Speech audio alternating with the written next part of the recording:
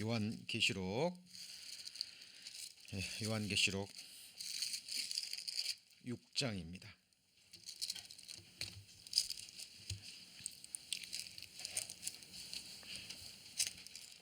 요한계시록 6장 9절 말씀부터 제가 읽겠습니다. 다섯째 인을 떼실 때에 내가 보니 하나님의 말씀과 저희의 가진 증거를 인하여 죽임을 당한 영혼들이 제단 아래에 있어 큰 소리로 불러 가로되 거룩하고 참되신 대주제여 땅에 거하는 자들을 심판하여 우리 피를 신원하여 주지 아니하시기를 어느 때까지 하시려나이까 하니 각각 저희에게 흰 두루마리기를 주시며 가라사대 아직 잠시 동안 쉬되 저희 동무 종들과 형제들도 자기처럼 죽임을 받아 그 수가 차기까지 하라 하시더라. 내가 보니 여섯째 인을 떼실 때 큰 지진이 나며 해가 총담같이 검어지고 온 달이 피같이 되며 하늘의 별들이 무화과 나무가 대풍에 흔들려 선 과실이 떨어지는 것 같이 땅에 떨어지며 하늘은 종이축이 말리는 것 같이 떠나가고 각 산과 섬이 제자리에서 옮기움에 땅의 임금들과 왕족들과 장군들과 부자들과 강한 자들과 각 종과 자주자가 굴과 산 바위 틈에 숨어 산과 바위에게 이르되 우리 위에 떨어져 보좌에 앉으신 이의 낯에서와 어린 양의 진노에서 우리를 가리우라. 그들의 진노에 큰 날이 이르렀으니 누가 능히 서리요 하더라. 요한계시록 강의 26번째 시간입니다. 오늘 함께 배우실 말씀은 요한계시록 전체를 바르게 해석하고 또 이해하는데 가장 중요한 키가 되는 부분입니다. 성령 하나님의 도우심을 구하는 가운데 집중해서 들으신다면 반드시 깨닫게 해 주시리라 생각합니다.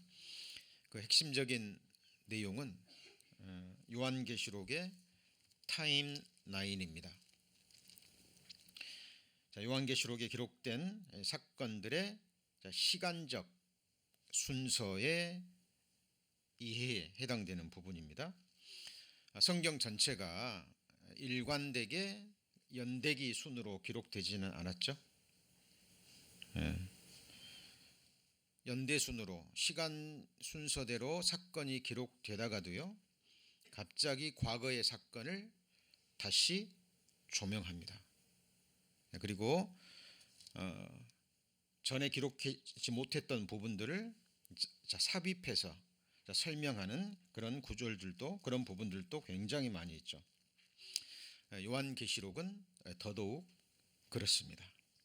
지금부터 천천히 살펴보겠습니다. 집중하시고 잘 따라와 주시기 바랍니다. 지난 주일까지 네 번째 재앙에 대해서 배웠죠. 첫 번째 인을 떼실 때 어린 양이 첫 번째 인을 뗄 때 흰 말을 타고 등장하는 자가 나왔죠. 면류관을 받고 활을 가지고 있는 이 자는 누구였습니까? 예수 그리스도를 흉내내는 적 그리스도였습니다. 그리고 둘째 인을 떼실 때 붉은 말을 탄 큰 칼을 가진 자가 나타나죠. 그죠? 화평을 제하여 버리고 큰 칼을 가졌다라는 이 말씀을 통해서 이것이 바로 전쟁이라는 것을 쉽게 알 수 있다 그랬죠. 그래서 서로 죽이고 죽는 각 나라와 민족 간의 전쟁이 일어날 것을 예언하는 부분이죠. 그리고 세 번째 부분이 뭐였습니까? 셋째 인을 떼실 때 검은 말을 탄 자가 나왔는데 이 탄자의 이름은 사망이라 그랬죠. 사망의 이름을 가진 자가 검은 말을 타고 등장을 합니다. 자, 이것은 그리고 이 검은 자가 뭘 들었죠? 저울을 들었습니다. 경제를 상징한다고 그랬죠. 그래서 전쟁에 이어서 화폐 제도의 붕괴와 함께 기근이 올 것을 예언하는 말씀입니다. 자, 지금 우리가 겪고 있는, 그죠? 겪고 있는 그런 부분입니다. 자, 그리고 네 번째 말이 등장합니다. 자, 네 번째 말을 탄 자는 아무것도 가지고 있지 않지만 이 탄자의 이름이 뭐라 그랬죠? 사망이라고 그랬습니다. 근데 이 사망은 바로 히브리어 원어에서 온욕이라는 단어에서 파생된 단어라 그랬죠. 그래서 영어 성경에는 이것을 온욕이라고 번역한 영어 성경도 있습니다. 우리 지난 시간에 여기까지 배웠습니다. 그리고 이 넷째 재앙까지 검과 기근과, 그렇죠? 이런 온욕으로 인해서 지구의 몇 분의 1이요? 인류의 4분의 1이 죽음을 겪게 되는 그것이 예언되어져 있고, 우리는 거기까지 배웠죠. 자, 그런데 오늘 배울 다섯째 인을 떼실 때, 내가 보니 하나님의 말씀과 저희의 가진 뭐를 인하여입니까? 증거를 인하여. 하나님의 말씀과 저희가 가진 증거를 인하여 죽임을 당한 영혼들이 어디에 있죠? 제단 아래에 있습니다. 자, 이 부분을 시간의 부분과 사건 순서의 부분과 이 영혼들이 누구인지 해석이 바르게 되지 않으면 성경 전체가 이제 흐트러져 버립니다. 자, 여기에 있는 제단 아래에 있는 영혼들은 누구고, 이거는 7년 환란 언제 이야기이며, 그렇죠? 이 사람들은 왜 죽었고, 자, 왜 제단 아래에 있었고, 이 제단은 어떤 제단을 의미할까요?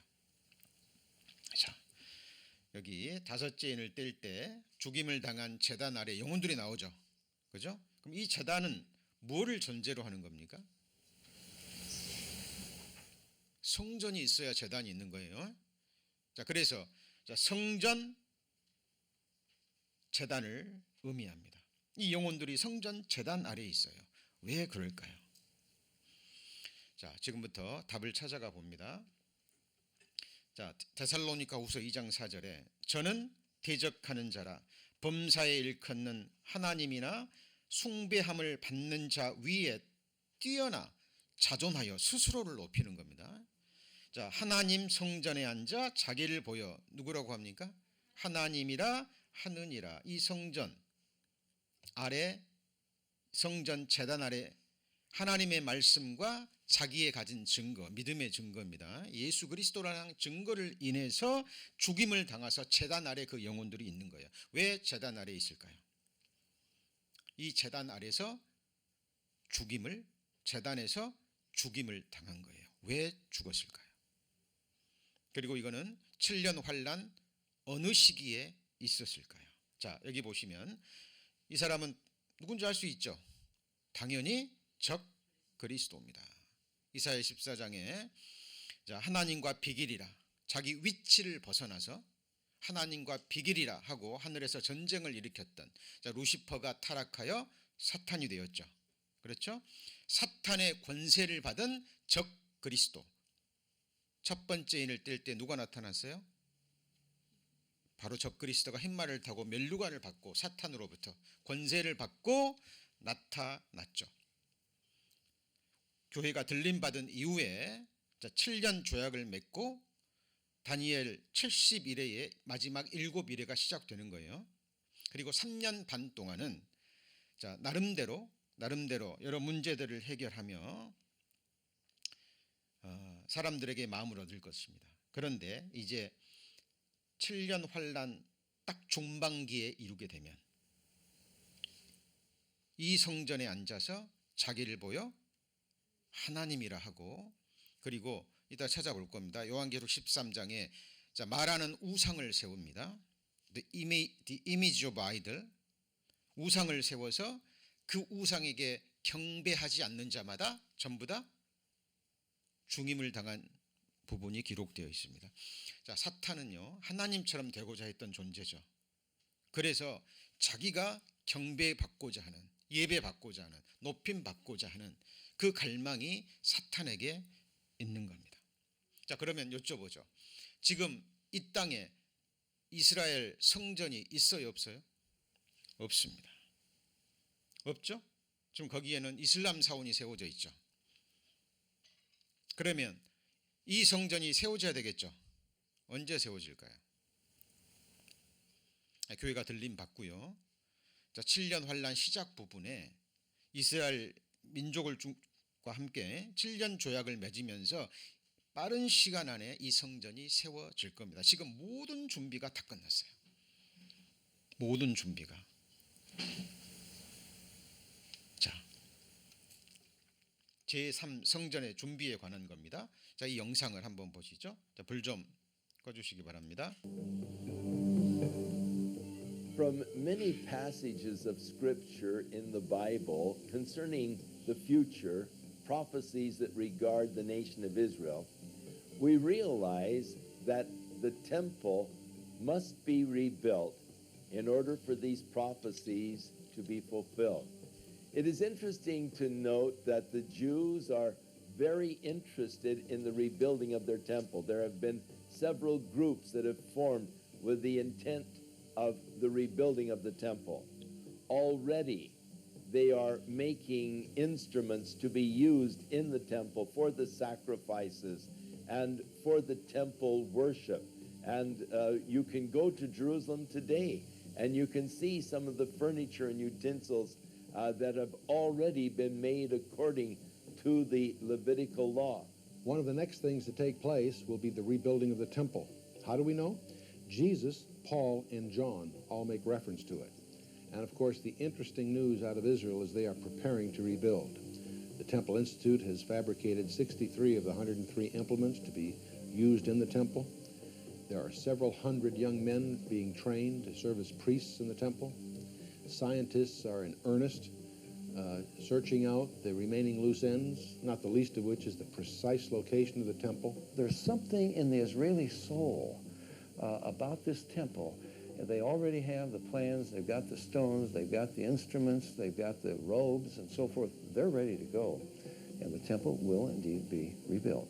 And the Antichrist is the one who will allow this to happen.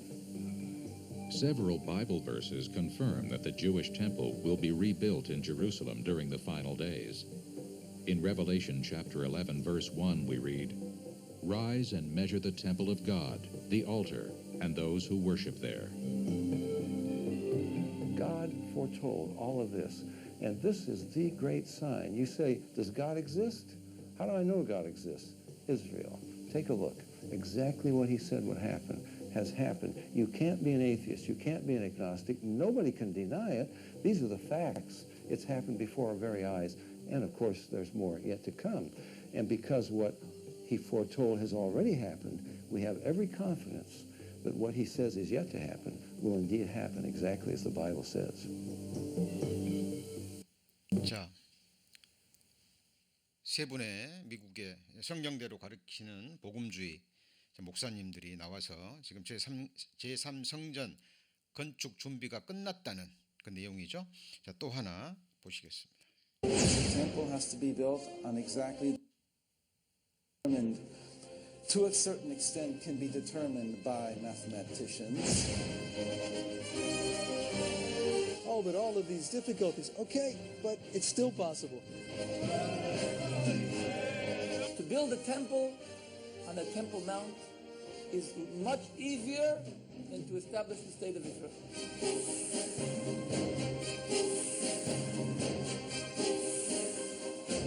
And this menorah is a $3 million menorah. It's made of 42 kilos of pure 24 karat gold.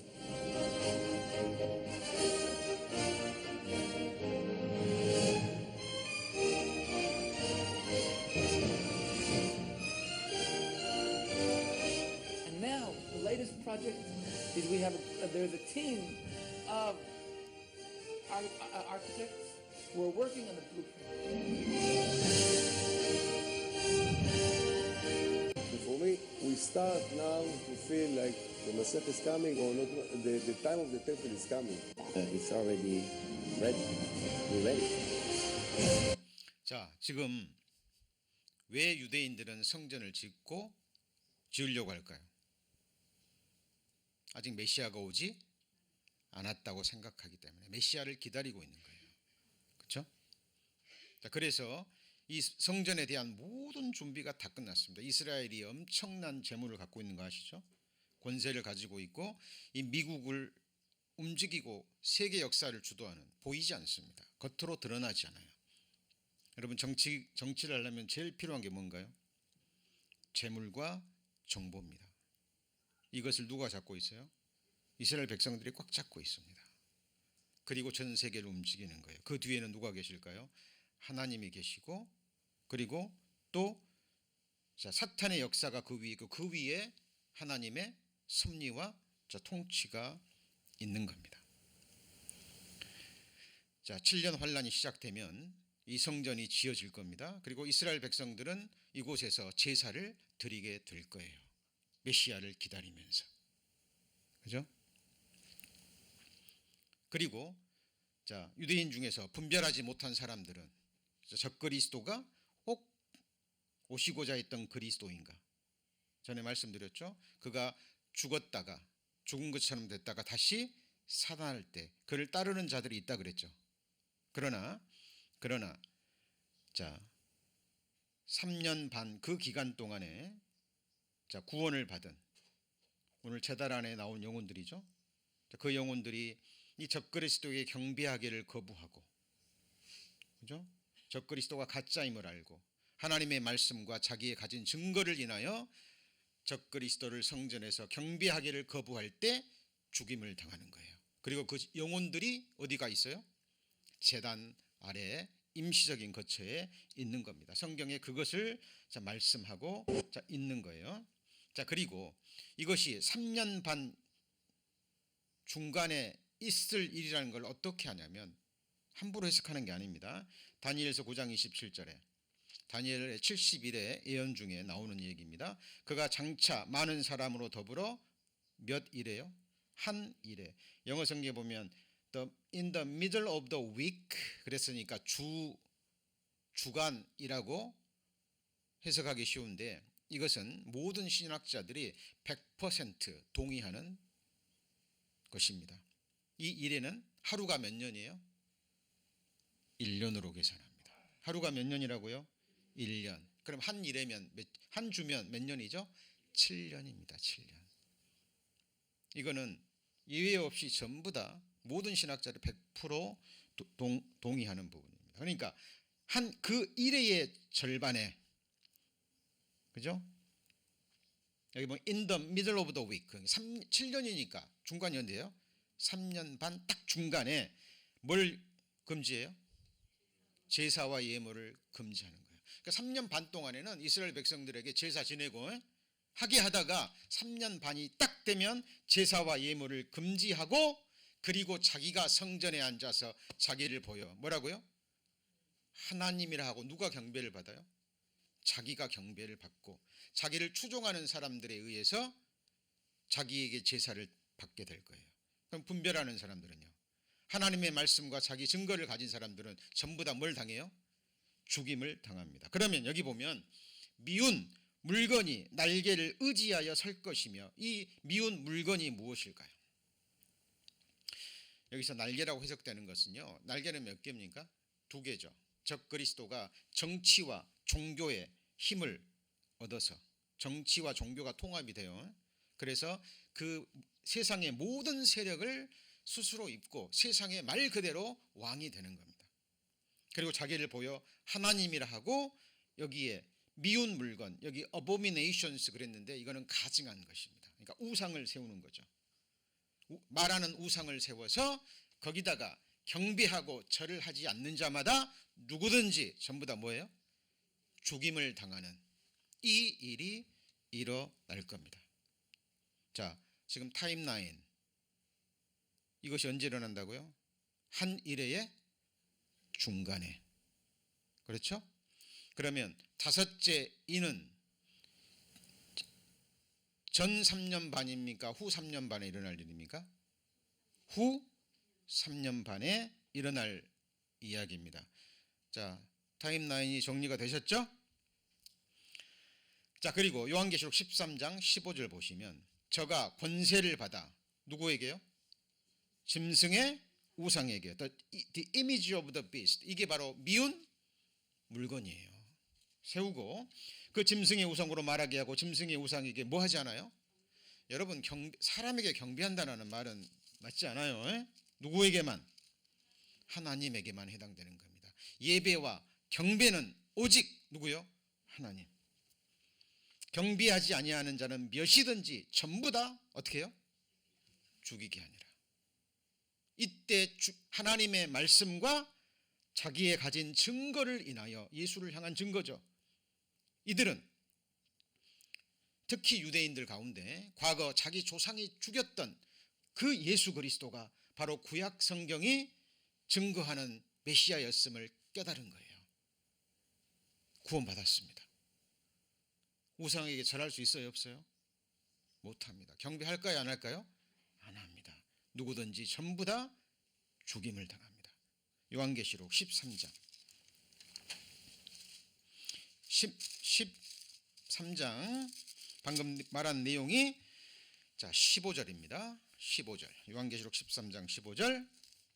자 15절은 방금 읽었죠? 그대로죠. 자 16절 보시면 저가 모든 자 곧 작은 자나 큰 자나 부자나 빈궁한 자나 자유한 자나 종들로 그 오른손에나 어디에요? 이마에 표를 받게 하고 누구든지 표를 가진 자 외에는 뭘 못하게 합니까? 매매 사고 파는 겁니다. 경제활동이죠. 못하게 하니 이 표는 짐승의 이름이나 그 이름의 수라. 지혜가 여기 있으니 총명 있는 자는 그 짐승의 수를 세어보라. 그 수는 사람의 수니 666이니라. 666에 관한 자료들은 너무나 많이 있습니다.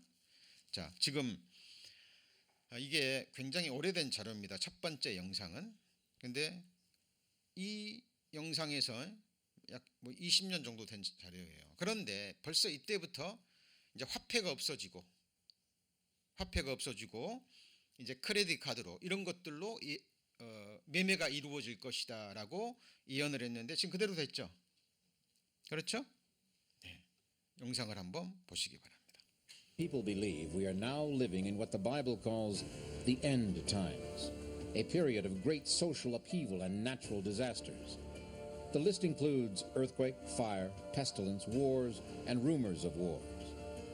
Modern science seems to confirm the possibility that the ancient warnings regarding natural disasters could indeed materialize. So what exactly are the other signs we have to look forward to if we are in fact in the last days? Let's turn to the book of Revelations. In chapter 13, beginning with verse 16, John speaks of the great beast that will have all power in the last days. He also forced everyone, small and great, rich and poor, free and slave, to receive a mark on his right hand or on his forehead, so that no one could buy or sell unless he had the mark, which is the name of the beast or the number of his name. This calls for wisdom. If anyone has insight, let him calculate the number of the beast, for it is a man's number. His number is 666.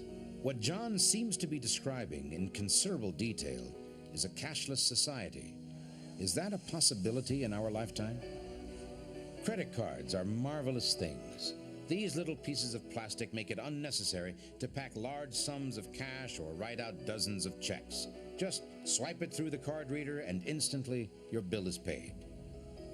Just a generation ago, a personal identification number on a global basis seemed like an inconceivable idea.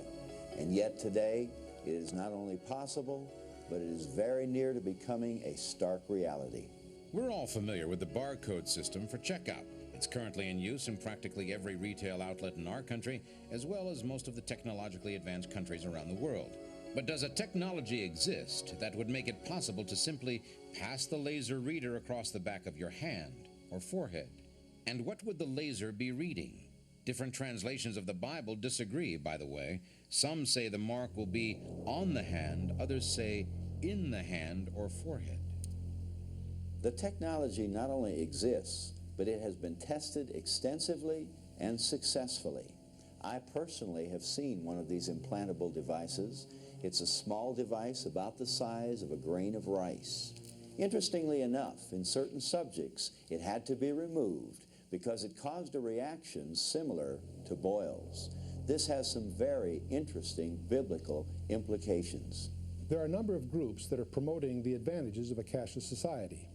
And the steps between a credit card or debit card and having a mark on your hand or forehead are few indeed. There are very few, in order to buy or sell, especially under pain of death, that would resist receiving such a mark. The fact is, we're a lot closer to being there than most people want to believe. We are now 자, 그리고요. 자, 또 하나 영상 한번 보시겠습니다. 혹시 리얼 아이디 가지고 계신 분 계십니까? 저도 가지고 있습니다. 9.11 이후로 지금 이런 것들이 급속히 지금 준비되고 있고 이루어지고 있습니다. 자, 리얼 아이디도 하나의 과정에 들어갑니다. In 2005, Congress, under the pretense of immigration control and the so-called War on Terrorism, passed the REAL ID Act, under which it is projected by May 2008, you will be required to carry around a federal identification card, which includes on it a scannable barcode with your personal information. However, this barcode is only an intermediary step before the card is equipped with a VeriChip RFID tracking module, which will use radio frequencies to track your every move on the planet. If this sounds foreign to you, please note that the RFID tracking chip is already in all new American passports. And the final step is the implanted chip, which many people have already been manipulated into accepting under different pretenses.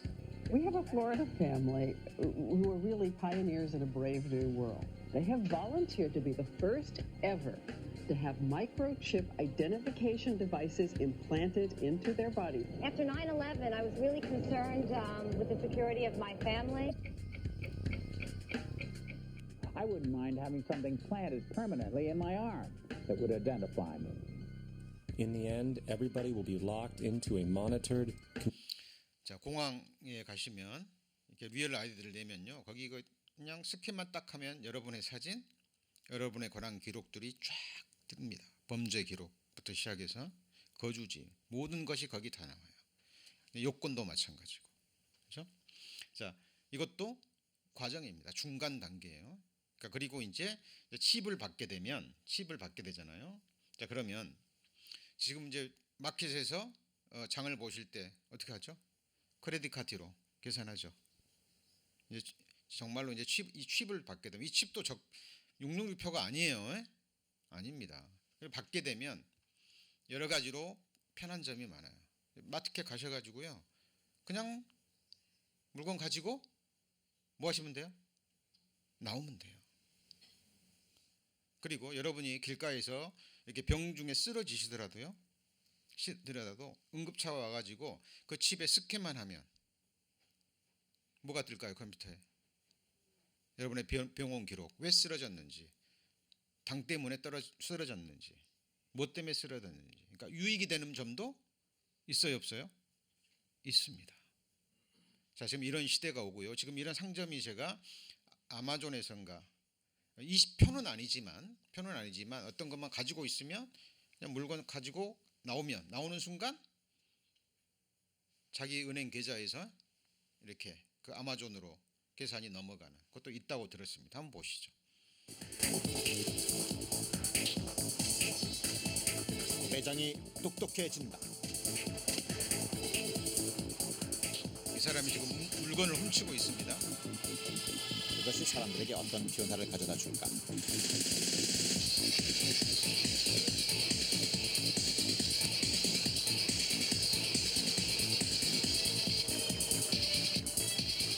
단속과 감시는 의미를 잃어가고. Excuse me, sir. Forgot your receipt. 새로운 자유가 허락된다. 자, 물건을 훔치는 거였습니까? 아니죠.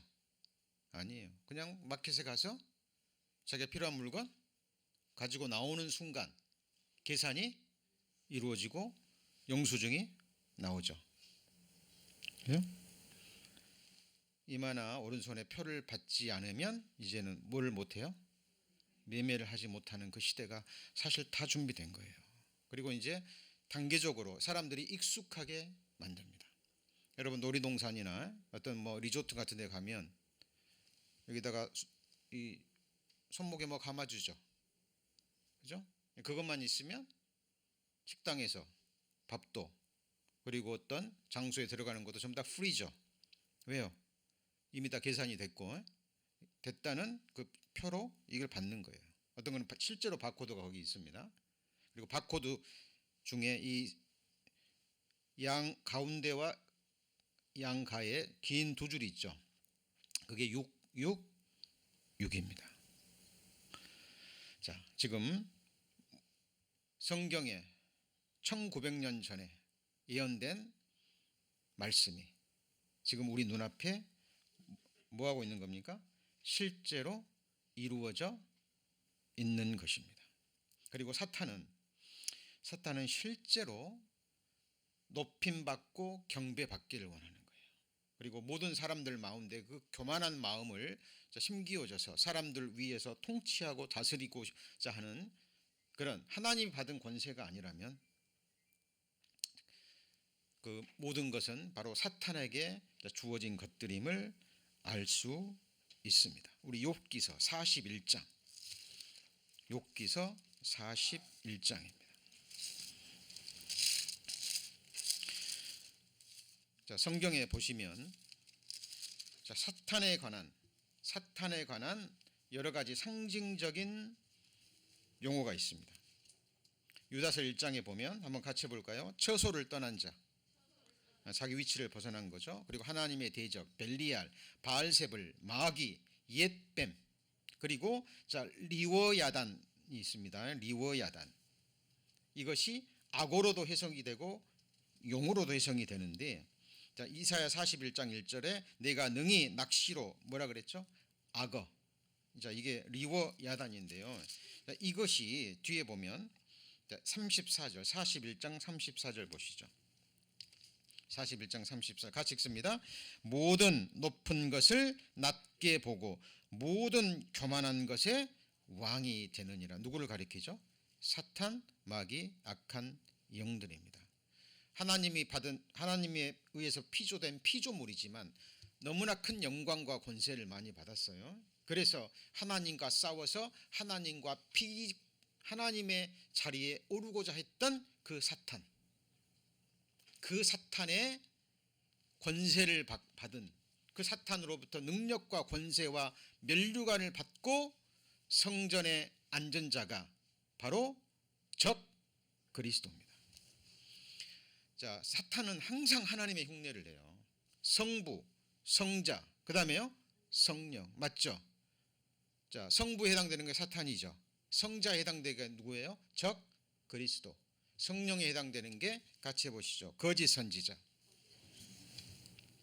거짓 선지자는 바로 적 그리스도를 메시아라고 증거하며 사람들을 미혹하고, 분별하지 못한 사람들은 그 적 그리스도의 거짓 선지자의 말을 듣고 그 거짓 선지자의 전도를 받고 적 그리스도를 메시아로 섬기게 될 것입니다.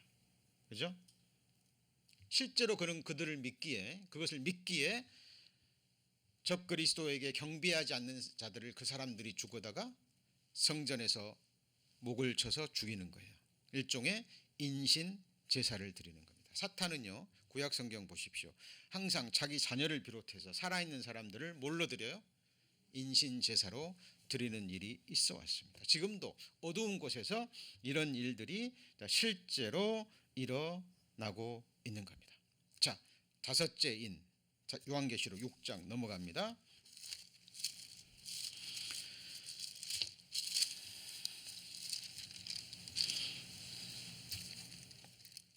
그럼 요한계시록 6장 9절. 자, 다섯째 인을 떼실 때 제단 아래 있는 영혼들이 누군지 아셨죠? 그리고 3년 반 이후에 있을 일이죠. 자, 그런데 그들이 이제 제단 아래에 있으면서 하나님께 기도를 드립니다. 뭐라고 기도를 드립니까? 우리 피를 신원하여 주지 아니하시기를 어느 때까지 하시겠나이까? 억울하게 죽임을 당했잖아요. 그러죠? 자, 신원은 원한을 풀어주는 거예요. 그들이 아직 하늘에 올라가지 못하고 제단 아래서 있습니다. 근데 그들은요 안식하고 있어요. 제단 아래서. 11절 각 저희에게 흰 두루마기를 주시며 가라사대 아직 잠시 동안 뭐라고요? 쉬되. 이 사람은 주 안에서 죽은 자들입니다. 어디 안에서 죽은 자들이에요? 주 안에서 죽은 자들은 복이 있다 그랬죠. 수고를 그치고 쉬는 겁니다. 잠시 쉬는 겁니다. 근데 그들이 그 안에서 하나님께 기도를 드립니다. 근데 하나님이 뭐라고 대답합니까? 원수를 갚아주옵소서. 그랬더니 뭐라고 어떤 답을 듣죠? 너희 잠시 동안 쉬고 있어라. 왜요? 아직 죽임을 당하지 않은 영혼들이 네 동무들, 주의 종들, 너의 형제들도 아직 죽임을 당하지 않았어요. 이들의 숫자가 찰 때 하나님이 그들을 하늘로 부활시켜서, 그죠? 이것이 이제 환난 중에 있을 환난 중에 휴거가 되는 거예요. 자, 이것들을 잘못 해석하면 많은 사람들이 이거를 그냥 부분 휴거로, 성도들이 그냥 남겨져서 열심히 산 사람들은 환난 전에 휴거 받고, 그죠? 부족한 사람들 구원은 받았는데 열심히 못한 사람들은 이 환난 속에 들어가서 회개하고 고통을 받고, 자, 이런 자의적인 해석을 하는 사람들이 너무 많습니다. 여러분 혼란에 빠지시면 안 됩니다. 그리고 분별 하셔야 돼요. 자, 다섯째 인 배우셨죠? 이제 더 중요한 오늘의 가장 핵심적인 부분입니다. 자, 여섯째 인입니다. 12절. 자, 내가 보니 여섯째 인을 떼실 때 큰 재진이 나며 해가 총담같이 검어지고 온 달이 피같이 되며 하늘의 별들이 무화과의 대풍에 흔들려 선과실이 떨어지는 것 같이 떨어지며. 엄청나죠? 이게 뭐 영화입니까? 만화입니까? SF 영화입니까? 이게 뭐 상징입니까? 상징 아닙니다. 문자 그대로 이렇게 이루어져요. 더 심한 것은 14절. 하늘엔 종이축이 말리는 것 같이 뭐예요? 떠나가고 산과 섬이 제자리에서 옮기웁니다. 지금 뭐 하는 모습일까요?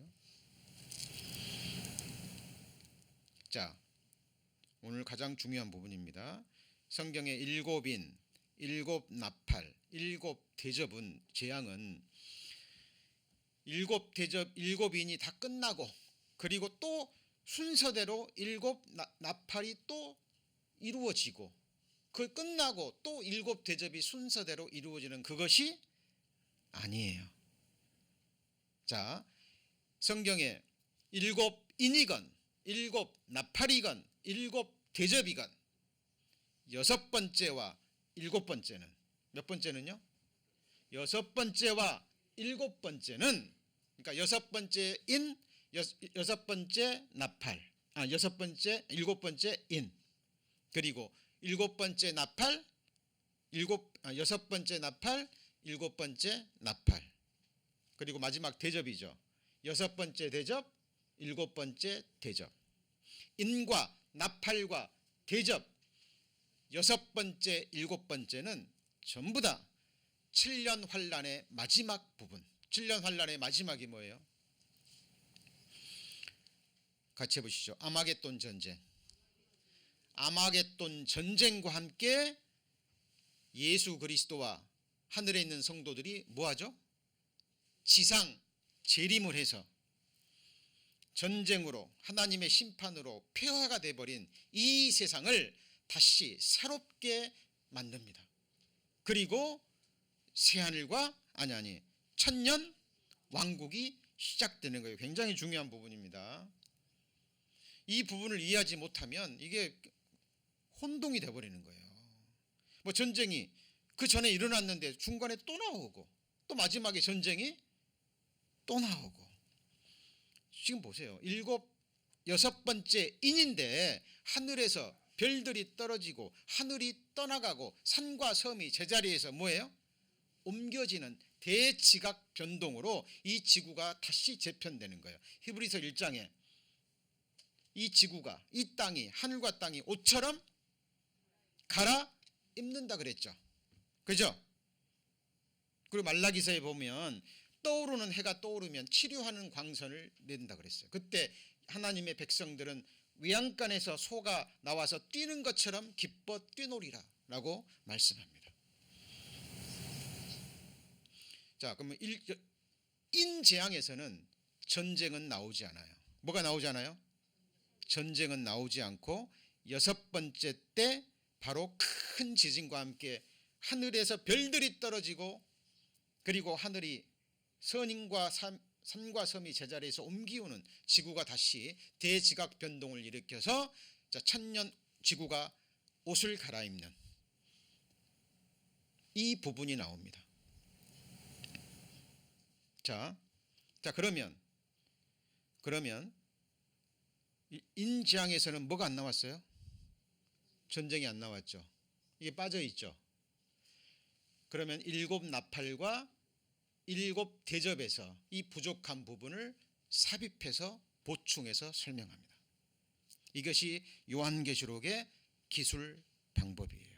왜 하나님이 이렇게 하시는가는 제가 마지막 부분에 설명할 겁니다. 자, 그러면 빠진 부분들을 살펴보겠습니다. 요한계시록 9장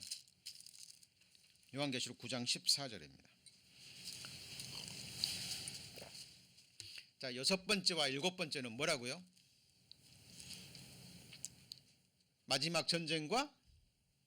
마지막 전쟁과 예수님이 지상 재림에서 지구를 다시 새롭게 하는 부분이라 그랬죠. 다음 여섯 번째 나팔입니다. 요한계시록 9장 14절 나팔 가진 여섯째 천사에게 말하기를 큰 강 유브라데에 결박한 네 천사들을 놓아주라 하며 네 천사가 놓였으니 그들은 그 년 월 일시에 이르러 사람 몇 분의 1이요? 인류에 남아있는 3분의 1을 죽이기로 예비한 자들이라. 16절 같이 읽습니다. 마병대의 수는 2만만이니 기억하십시오. 2만만은 얼마일까요? 계산해 보세요. 2억입니다. 내가 그들의 뭘 들었어요? 수를 들었습니다. 사도 요한이 근데 이같이 이상한 가운데 그 말들과 그 탄자들을 보니 불빛과 자줏빛과 유황빛 흉갑이 있고 말들의 머리는 사자 머리 같고 그 입에는 불과 연기와 뭐가 나와요? 유황이 나옵니다. 이게 여러분 1900년 전에 사도 요한이요 전쟁이 일어났는데 2억의 군대를 들었고 자 무기들이 나오는데 불과 유황과 이런 것들이 나와요. 정확하게 뭘까요? 이거는 핵전쟁입니다. 무슨 전쟁이라고요? 핵전쟁. 18절에 이 세 재앙 곧 저희 입에서 나오는 불과 연기와 뭐죠? 유황을 인하여 사람 3분의 1이 죽임을 당하니라. 자, 그리고 그 나머지에 보면 이 전쟁을 통해서 죽지 않고 살아남은 사람들도 나옵니다. 그러니까 이 전쟁은 아마겟돈 전쟁의 시작 부분이에요. 무슨 부분이에요? 시작 부분이에요. 3분의 1이 죽었는데 나머지는 아직도 살아있어요. 살아남은 자 회개해요 안 해요? 안 한다고 나오죠. 20절 이 재앙에 죽지 않고 남은 자들은 3분의 2가 남았죠. 이 전쟁을 보고도 회개하지 않는다니까요. 그 손으로 행하는 일을 회개치 아니하고 오히려 여러 누구요? 귀신과 또는 보거나 듣거나 다니거나 하지 못하는 금, 은, 동과 목속의 우상에게 뭐예요? 절하고 그 살인과 복술과 음행과 도적질을 회개치 아니하니라. 이것이 몇 번째예요? 여섯 번째 나팔입니다. 그렇죠? 자, 그리고 요한계시록 16장 12절입니다.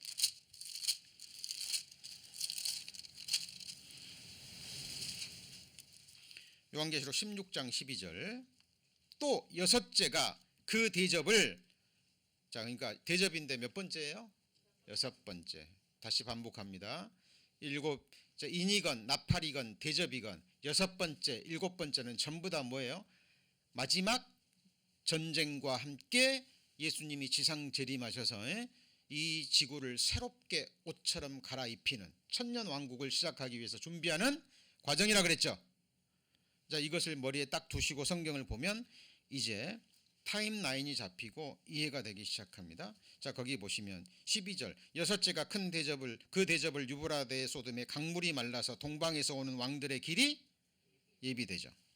일단 자료 보여드립니다. 자, 그리고 또 내가 보매 개구리와 같은 새 더러운 영이 용의 입과 짐승의 입과 그리고요 거짓 선지자의 입에서 나오니 저희는 누구의 영이죠? 귀신의 영이라. 이적을 행하여 온 천하 임금들에게 가서 하나님 곧 전능하신 이의 큰 날에 뭘 예비합니까? 전쟁을 위하여 그들을 모으더라. 어디로 모읍니까? 16절 같이 읽습니다. 새 영이 히브리음으로 아마겟돈이라 하는 곳으로 왕들을 모으더라. 그러면 전쟁이 일어났겠죠? 그렇죠? 그러면 전쟁이 일어나고 이제 어린 양과 싸우는 거예요. 그 17장 14절에 또 나옵니다. 17장 14절 저희가 누구로 더불어 싸워요? 어린 양으로 더불어 싸우려니와 어린 양은 만주의 주시요 그리고요 만왕의 왕이므로 저희를 이기실 터이요 또 그와 함께 있는 자들 곧 부르심을 잊고 빼내심을 얻고 진실한 자들은 이기리로다. 자, 예수님이 재림해서 자, 그들을 한순간에 이기십니다. 이기시고 그리고 이 땅을 어떻게 해요? 새롭게 하시고 천년왕국이 시작되는 거예요. 그래서 일곱째 대접이 17절입니다. 자, 일곱째가 그 대접을 공기 가운데 소돔의 큰 음성이 성전에서 보좌로부터 나서 가로되 되었다 하니 번개와 음성들과 뇌성이 있고 그 다음에 뭐죠? 큰 지진이 있어. 어찌 큰 사람이 있어 땅에 있어오므로 이같이 큰 지진이 없었더라. 여기 뭐가 나오죠? 무슨 지진이 나와요? 큰 지진입니다. 근데 19절 큰 성이 세 갈래로 갈라지고 만국의 성들도 무너지니 만국의 성 그러니까 이 세상 모든 나라 민족들 그 성들이 무너집니다. 지난주 수요일날 말씀 들으신 분들 하나님이 세우지 않은 성들은 다 어떻게 돼요? 무너져죠. 이게 바로 같이 해보시죠. 큰 성 바벨론.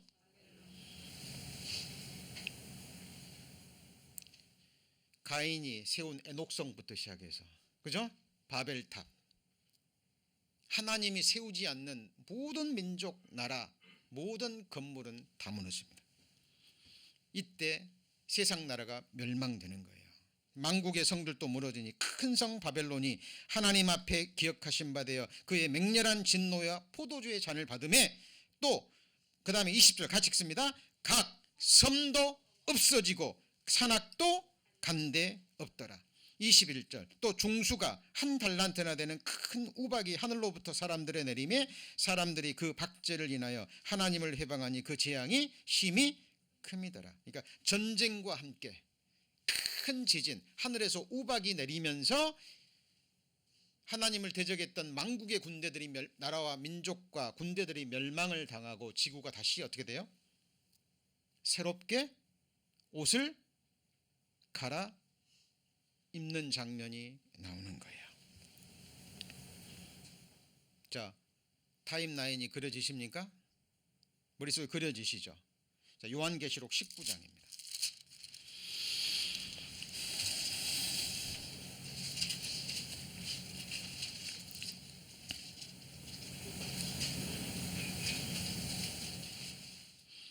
요한계시록 19장 이 부분은 제가 여러 번 읽었었죠. 14절 19장 14절 하늘에 있는 군대들이 희고 깨끗한 세마포를 입고 백마를 타고 누구를 따라요? 그를 따릅니다. 그가 누군데요? 앞에 있는 12절 13절이죠. 이분이 누구죠? 예수 그리스도인 걸 어떻게 알아요?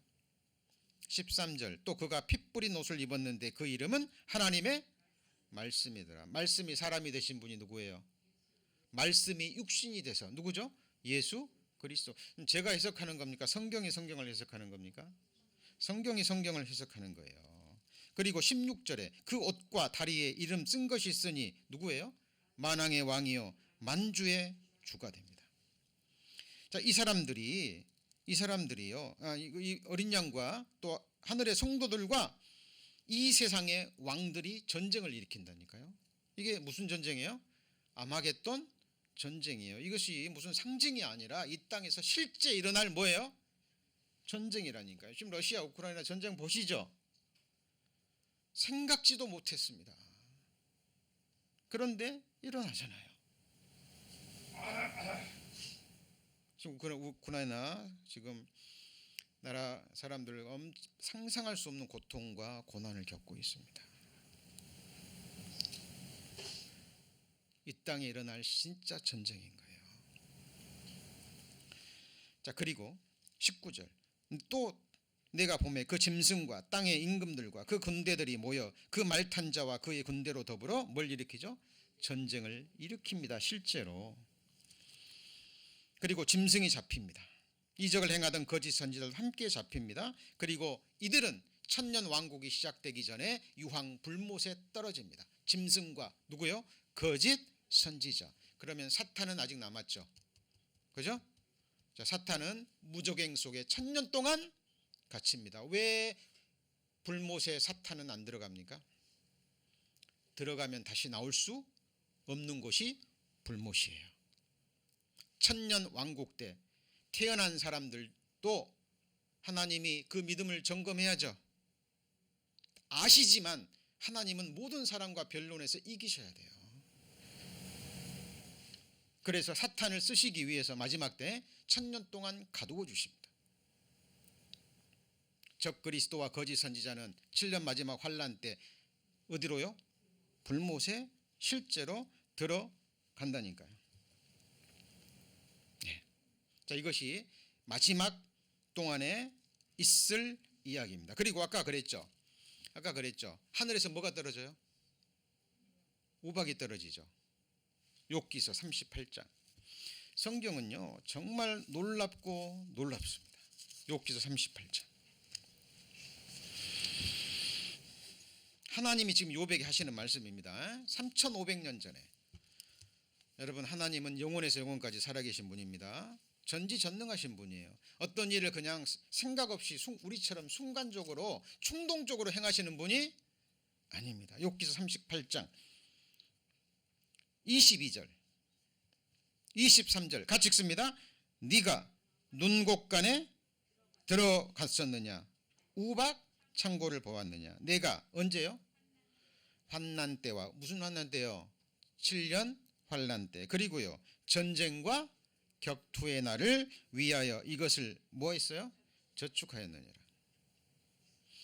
여러분, 비행기의 파일로트 운전사들이요 무서워하는 게 적군의 적기가 아니래요. 싸워서 이길 수 있으니까. 그죠? 근데 하늘에 우박 창고를 만나면 그대로 죽는 거예요. 산산조각이 나는 겁니다. 그래서 파일로트들이요 하늘에 우박 창고가 있다는 거 언제 알았을까요? 기상학이 발전되면서, 그리고 비행기가 발전되면서요 비행기가 우박 창고에 딱 들어가면 아주 적은 부분이라든가 사이가 큰 데는 이 비행기가요 완전히 맞아가지고 살아나오면 만신창이가 돼서 나와요. 근데 어떤 경우는 그 밀도가 있는 우박 창고에 들어가면 순간 폭발해 버리고 흔적도 없이 사라져 버립니다. 하늘에 우박 창고가 있어요, 없어요? 있습니다.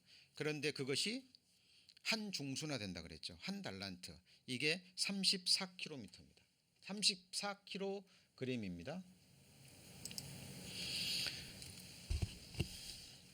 자.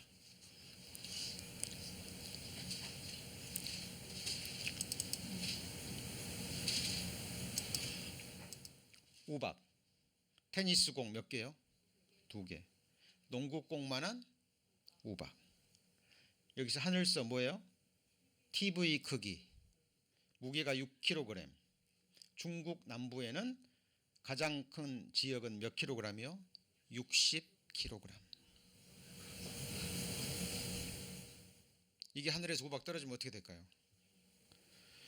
네, 이제 박살 나는 거죠. 박살 나는 겁니다. 자, 그리고 지금 말한 이 모든 것들이요 실제로 다 준비가 됐어요. 여러분 아마겟돈 전쟁 제가 말씀 찾았죠? 이제 자료를 찾아봅니다. 여기 보면 에스겔 38장에 이렇게 기록이 되어 있어요. 여기서 38장 에스겔 38장 한번 보시죠.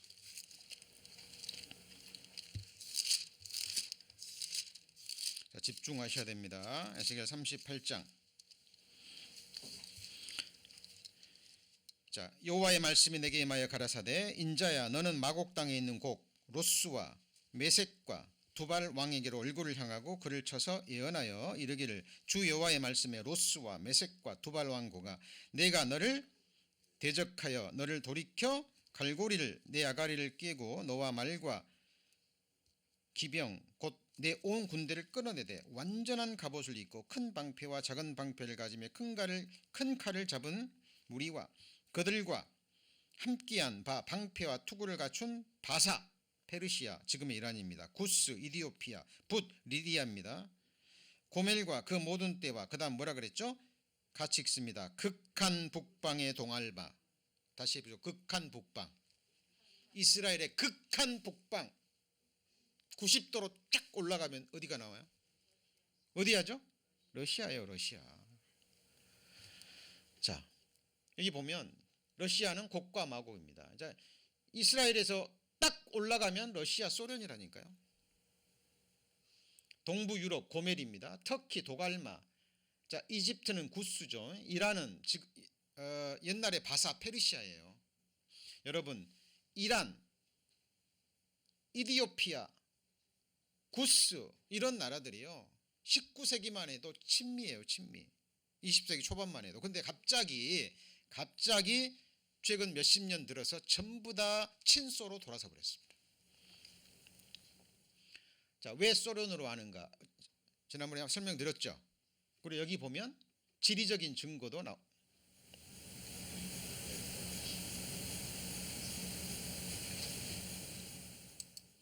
여기 보면 지리적 증거 나오죠. 그죠? 여기 보면 극한 북방 보이십니까? 예, 극한 북방 어디예요? 러시아예요. 러시아. 자, 소련 경제 파국치더라. 잘 보셔야 돼요. 지금 미국이 군대는 안 보내면서 뭐를 지금 목을 재고 있죠? 돈으로 지금 목을 재고 있어요. 여러분 소련이요 돈은 없고 먹을 것은 없고, 그죠? 푸틴이 이제 국민들의 신망도 잃어가고 물러날까요? 아니면은 발악을 할까요?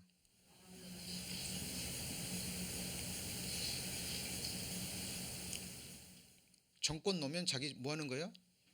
죽는 거예요. 그 자리에 물러나면 바로 암살입니다. 바로 죽어요. 왜 소련이 마지막에 전쟁을 일으킵니까? 에스겔 38장 보면 같이 해보실까요? 물건을 겁탈하려고 경제적인 문제 때문에 하는 거예요. 12절 보세요. 에스겔 38장 12절. 물건을 뭐요? 겁탈하며 노략하리라고 내 손을 들어서 황무지가 되었다가 지금 사람이 거처하는 땅 열국 중에서 모여서 짐승과 뭘 얻고요? 세상에 재물을 얻고 세상 중앙에 거하는 백성 어디예요? 이스라엘입니다. 예루살렘에 콤파스 딱 찍고 돌리면 세계 지도가 땅에 원 안에 싹 들어와요. 여러분 2600년 전의 기록입니다. 에스겔이 자기 생각대로 쓴 거예요. 하나님 말씀이에요. 여러분 하나님 말씀입니다. 경제 파탄 러시아 핵 관리 체계 허술, 리비아 유사시에 소련의 기지 제공, 그죠? 러시아 이란 급속 밀착 바사입니다. 이스라엘 지도서 없애버려야 누가요? 이란 대통령이. 이란 핵탄두 10기 입수. 이란 이스라엘과 전쟁 용이. 여러분 이디오피아 친소 노고라. 이스라엘 핵무기는 소련을 겨냥하고, 그죠? 그리고 아까 배웠죠. 큰 강 유프라테스 강이 뭐 한다고요? 같이 해보시죠. 말라서. 또 잊어버리셨죠? 찾아보시죠. 요한계시록 빨리 찾아보세요. 아까 몇 장이었죠? 16장. 요한계시록 16장 12절. 또 여섯째가 그 대접을 큰 강 유브라데의 소돔에 강물이 뭐예요? 동방에서 오는 왕들의 길이 예비되더라. 지금 아마겟돈으로 오는데 유브라데스 강이 장애물이 되는 거예요. 그러니까 그 강이 어떻게 돼요? 말라버려서 동방의 왕들이 오는데 길이 예비되는 거예요. 여러분, 유프라데스 강 물싸움, 터키에서 대형 댐을 건축해 가지고요, 댐을 막아버리면 유프라데스 강이 물이 말라버립니다. 그리고 댐의 물을 막았다가 한순간에 터버리면 어떻게 될까요? 어떻게 되죠? 물 공격을 하는 거예요. 이게 수공이라 그래요. 여러분, 전두환 시절에 기억나십니까? 무슨 댐이에요? 같이 해보세요. 평화의 댐. 기억나시죠? 막 텔레비에 막 하루 종일 기업이고 막 어린아이 코 묻은 손까지 돼지 저금통 헐어가지고 막 나와서 헌금 바치고 그랬지. 아니, 헌금이 아니고 뭐죠? 성금. 뭐 한다고요? 평화의 댐? 북한에서 물로 공격한다고. 그 돈 어디로 간지 아무도 모르죠. 여러분, 터키의 수공, 그죠? 여기 유프라데스 강을 두고 분쟁을 치르고 있습니다. 그래서 댐을 다 지금 다 준비됐어요. 이 거다란 이걸 막아버리면 유프라데스 강이 어떻게 해요? 말라버립니다. 중공서 게릴라 몇 명이요? 2억. 여러분, 2억을 군대를 대동할 수 있는 나라는 어디밖에 없어요? 중국밖에 없습니다. 인해 전술 기억하십니까? 그 길이, 동방에서 오는 길이 차츰 다 닦여져 있습니다. 이 무기또 아마겟돈 전쟁입니다. 그리고 이것은 무슨 전쟁이에요? 핵 전쟁입니다. 스가렛에 보면 사람이 섰을 때 수분이 많은 지역부터 눈이 구멍 속에서 썩고 혀가 입 속에서 썩고 수분이 많은 곳에서부터 온몸이 녹아져 내립니다. 이게 핵전쟁이에요. 우발 핵전쟁 큽니다. 지금 푸틴이 핵카드를 지금 만지작거리고 있죠.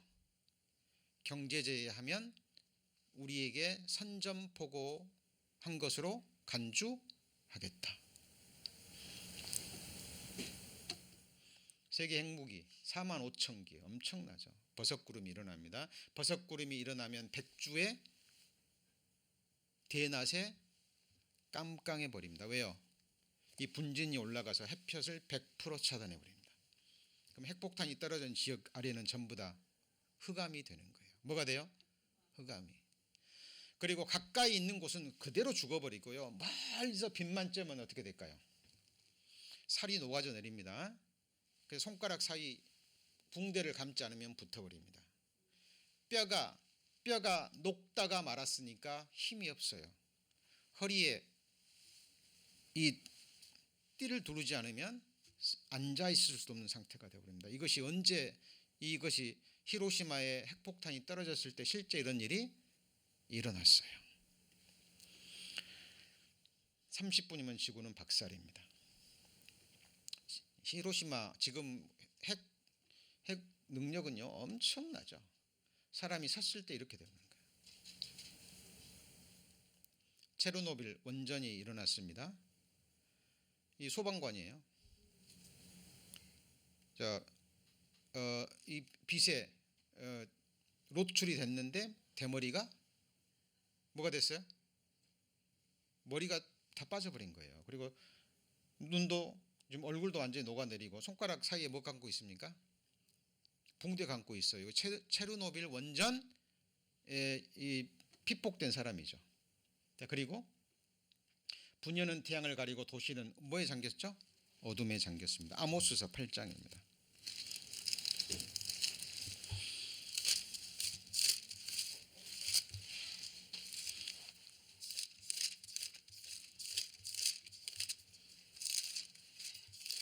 아모스서 8장 9절. 자, 주 여호와께서 가라사대 그날에 내가 해로 대낮에 하며 백주의 땅을 캄캄케 하며 너희 절기를 애통으로 너희 모든 노래를 애곡으로 변하며 모든 사람으로 굵은 배로 몰려 허리를 동이게 하며 모든 머리를 대머리 되게 하며 피폭돼서 살아남은 자는 어떻게 된다고요? 모든 머리가 대머리가 돼요. 그래도 이것이 이제 아마겟돈 전쟁 초반부에 있을 지구 인류의 3분의 1이 죽는 아마겟돈 전쟁의 시작점이에요. 근데 나머지 3분의 2, 이 고통을 겪어도 회개해요, 안 해요? 네? 안 합니다. 그런 사람들이 자 많아질 거라는 자 이야기입니다. 자 오늘 자 아직 말씀 안 끝났습니다. 자 정리합니다. 잘 들으셔야 돼요. 오늘 제가 서두에 그랬죠. 오늘 말씀은 요한계시록을 바르게 해석하고 이해하는데 키가 되는 부분이라고 그랬죠. 바로 타임라인입니다. 그죠? 정리가 되셨죠? 자 특별히 6번째, 7번째는 전부 다 어디예요? 마지막 전쟁과 어린 양과 싸운다 그랬죠. 그럼 어린 양이 내려오셔야 되잖아요. 그죠? 지상 재림에서 하늘 성도들과 함께 마지막 싸우는 아마겟돈과 함께 히브리서 1장에 기록된 지구가 옷처럼 갈아입는 그것이 시간 바로바로 이루어지겠죠. 전쟁과 함께 물리치면서 이 세상이 새롭게 변화되는 그 일이 이제 있게 될 겁니다.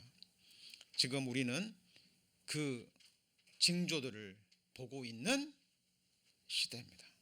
여러분이 쓰고 계신 마스크가 지금 증거예요. 보고 있는 지금 눈앞에서 펼쳐지고 있는 극한 북방, 러시아, 우크라이나 전쟁 이것은 맛보기에 불과합니다.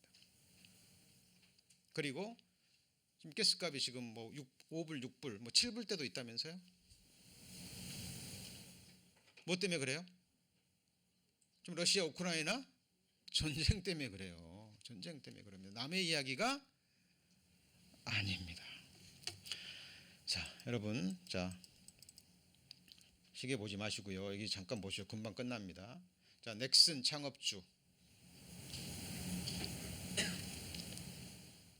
28일 날 미국 하와이에서 죽었죠. 자, 가족들이 얘기를 안 합니다만은 우울증에 시달렸다 그럽니다. 2월 말 딱 죽음을 건너가니까요. 미국 경제지 포브스가 발빠르게 바로 그 다음 날 한국의 부자 순위를 딱 알아봤어요. 이 사람들은 가진 은행의 돈으로 가지 않습니다. 뭘로 할까요? 주식으로 합니다. 이 주식은요 하루 사이에도 뭐 몇억 달러가 왔다 갔다 해버립니다. 그래서 한국의 부자 순위가 1위부터 3위까지는 왔다 갔다 해요. 3월 1일 날 넥슨이 어떤 기업인지 아세요? 한국 사람보다 외국에 더 유명하다 그럽니다. 게임 업체입니다. 게임 업체. 근데 3월 1일 날 한국 부호 몇 위예요? 1위입니다. 95억 달러. 삼성의 그 지금 부회장 누구죠? 그 사람보다 1억 달러가 많았다고 그래요. 3월 1일에 또 바뀌었을 겁니다. 자, 이 사람입니다. 세상에서 말하는 금수저로 태어났어요. 아버지는 대형 기업 로펌 회사를 소유하고 있고 어머니 집안은 여러분 잘 아시는 뭐 미국의 한승주 대사 있었죠 옛날에. 이모부고 하여튼 대단한 아버지 뭐 서울 그 어렵다는 서울대학교 컴퓨터공학과를 나오고 그 어렵다는 카이스트 석사를 마치고 박사 과정을 수료하고 그리고 논문을 쓰는 과정에 학업을 포기하고 넥슨을 차렸습니다. 그리고 짧은 시간에 세계 1위의 게임 업체로 만들었죠. 좋은 일도 많이 하고 그리고요. 예. 근데 굉장히 전도 유망한 기업이었고 인물이었습니다. 그런데 우울증으로 시달리다가 죽었다고 합니다. 너무 안타까운 이야기죠. 여러분 하인츠 프레이터라고 들어보셨습니까? 이 사람 2000년도에 미국의 대통령 부시를 만든 킹메이커입니다. 독일에서 10대 초반에 미국으로 건너와서 접시 닦기부터 시작해가지고 자동차 공장에서 일하다가 썬루프를 개발해 가지고 여기서 얻은 돈을 가지고 기업을 하기 시작해서 33개 계열사를 만들고 22개의 언론을 소유하고요. 각 곳곳에 유명 호텔들, 뭐 식당들 소유한 대재벌입니다. 이 사람이 50대 후반에 디트로이트 그 오데오 근방에 그 섬들이 많이 있거든요. 그 섬 전체를 하나로 사가지고 거기다가 자기 집을 짓고 살다가 50대 후반에 곤충 자살을 했죠. 유서가 발견됐습니다. 이유가 뭘까요? 같이 해보시죠. 허무하다. 어디 아픈 것도 아니고 굉장히 사교적이었고요. 여러분, 이 미국 대통령을 자기 절친으로 두고 있는 사람이니까 뭐가 부족했을까요? 허무하다였습니다. 여러분, 진정한 행복은 뭘까요? 내가 오늘날 내 행복을 위하여 내게 명하는 여호와의 명령과 규례를 지킬 것이 아니냐. 하나님은 저와 여러분의 뭘 원해요? 행복을 원합니다. 여러분, 행복의 첫 번째 조건이 뭘까요?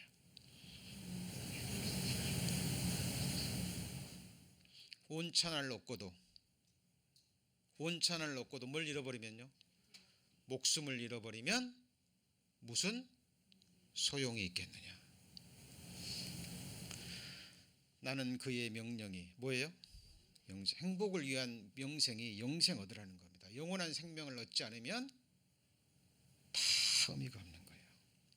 영생은 유일하신 참 하나님과 그의 보내신 자 예수 그리스도를 아는 것입니다. 영원한 생명을 얻고요. 자, 그리고 여러분, 요한계시록의 가장 큰 복이 뭐냐면 바로 같이 해보시죠. 첫째 부활에 참여하는 자. 자, 이것이 성경의 결론이고 요한계시록의 결론이에요. 지금 성경이 사실이고 오래전에 예언된 말씀이 지금 우리 눈앞에 펼쳐지고 있습니다. 이제 우리의 구원을 확증할 수 있는 시간도 얼마 남지 않았습니다. 가족들에게 전도할 수 있는 시간도 얼마나 남았는지 모르겠어요. 가장 중요한 것은 그 누구도 아닌 여러분 자신의 구원의 확증입니다. 자, 지금 너무나 중요한 요한계시록을 배워가고 있습니다. 지금 1시간이라도 놓치시면 따라오시기 힘들 수 있어요. 그리고 영상이 올라가면 또 읽고 또 들으시고 또 이해가 안 되시면 언제든지 질문해 주시고, 그래서 정확하게 요한계시록을 배워서 알아가야 됩니다. 자, 지금 그 대한민국의 지성이라고 불리우는 이어령 교수 돌아가셨죠. 그 김종주 그 넥슨 창업자가 죽기 이틀 전에 노안으로 돌아가셨습니다.